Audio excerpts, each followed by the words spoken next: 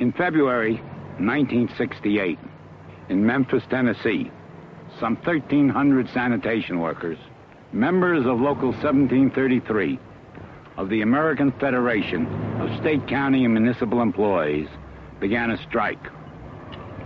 This wasn't an ordinary strike. We forged together a coalition of the religious community, the civil rights community, and the labor movement. It was a struggle for freedom, for dignity, for decency, for equality. We are saying that we are determined to be men. We are saying that we are God's children. After a few days, we found that the strike was more than just a recognition and economic strike. It was a social struggle in this society.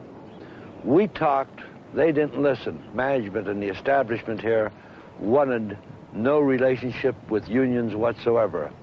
When a public official orders a group of men to get back to work and then we'll talk, and treats them as though they are not men, that's a racist point of view.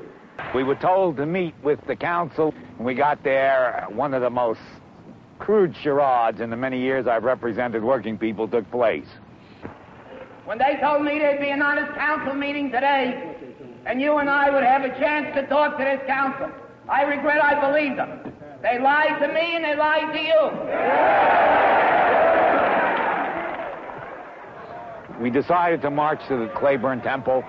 And as soon as we got out there, some of the police officers, not all of them, began hassling some of our folks, and I remember intervening and promised them faithfully that these men did not believe in violence, that the union did not believe in violence. We started a march, and we moved down there, and police cars were used to harass us and push us around, and this was a turning point. I don't know who it was. Somebody hollered and said, break it up.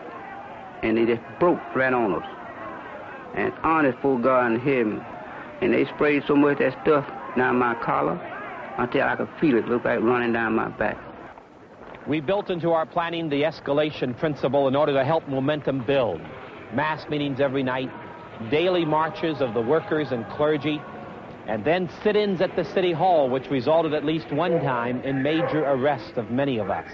In the meantime, I had been talking with Dr. Martin Luther King about his support and about his coming in order to both identify the struggle with himself and to help the people in the community identify the struggle in terms of a nonviolent campaign. You are demanding that this city will respect the dignity of labor. So often we overlook the worth and the significance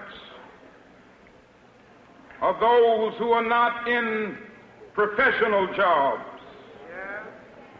of those who are not in the so-called big jobs. But let me say to you tonight that whenever you are engaged in work that serves humanity and is for the building of humanity, it has dignity and it has worth. You are reminding not only Memphis, but you are reminding the nation that it is a crime for people to live in this rich nation and receive starvation wages.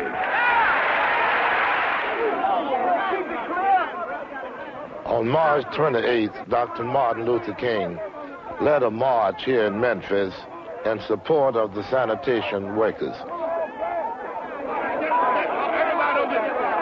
This is one of the few times when his staff did not organize the march. Some of the young people saw this as an opportunity to demonstrate their frustration and what they considered the slowness with which the community leadership was moving. They began to break out windows and disrupt the march.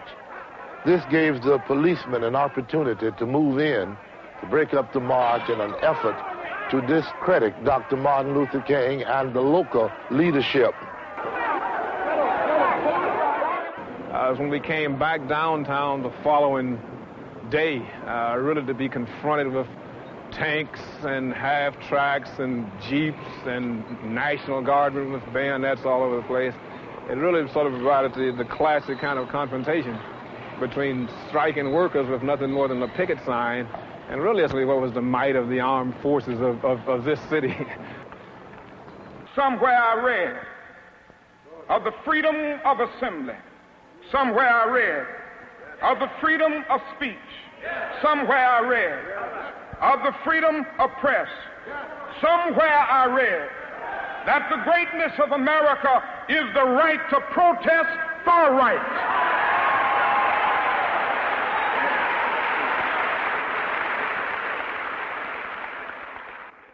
At the time that I heard the news of Dr. King's death, we were still struggling to arrive at an acceptable compromise. So many times in issues of this type, a little bit more leadership, a little bit more wisdom, a little bit more vision, and a little bit more flexibility would enable you to deal with a problem. And yet this time we were not, and we had to have the tragedy to bring us to our senses. The City of Memphis recognizes the American Federation of State, County, and Municipal Employees, AFL-CIO, Local 1733, as a designated representative for certain employees in the Division of Public Works. In 1968, Dr. King took his struggle for full democracy to Memphis, Tennessee, on behalf of 1,300 sanitation workers, AFSCME members. Those striking sanitation workers weren't simply fighting for better pay and safer working conditions.